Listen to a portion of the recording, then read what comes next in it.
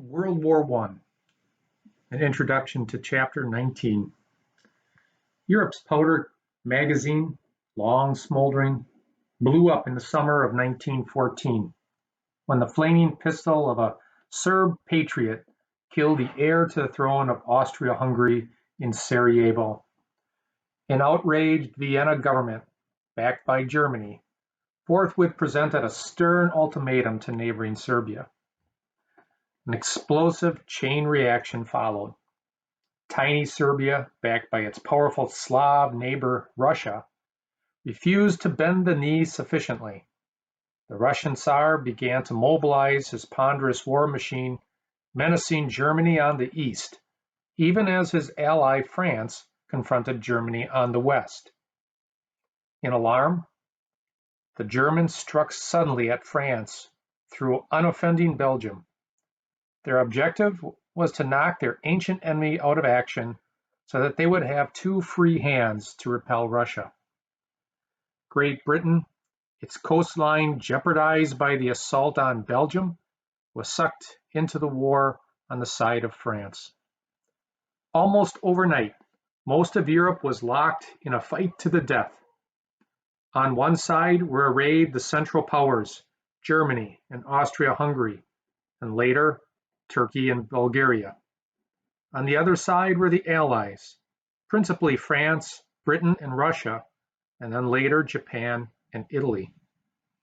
Americans thanked God for the ocean moat and self-righteously congratulated themselves on having had ancestors wise enough to have abandoned the hell pits of Europe.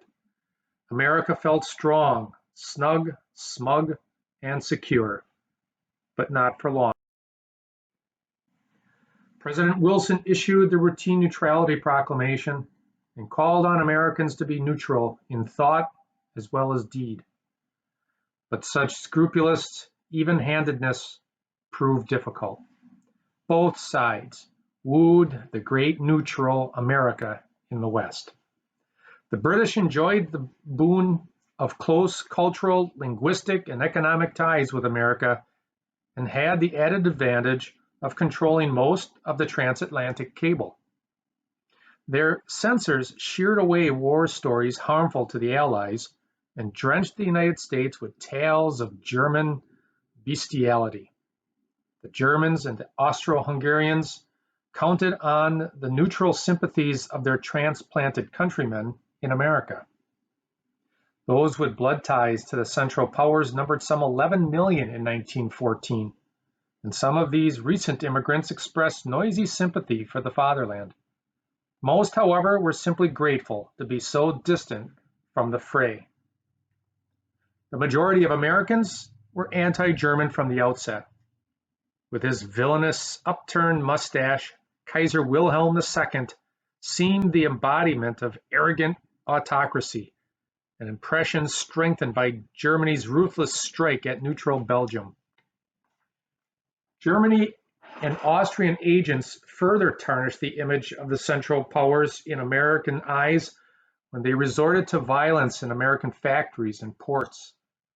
When a German operative in 1915 absent-mindedly left his briefcase on a New York elevated car, its documents detailing plans for industrial sabotage were quickly discovered and publicized, further inflaming American opinion against the Kaiser. Still, most Americans earnestly hope to stay out of the horrible war.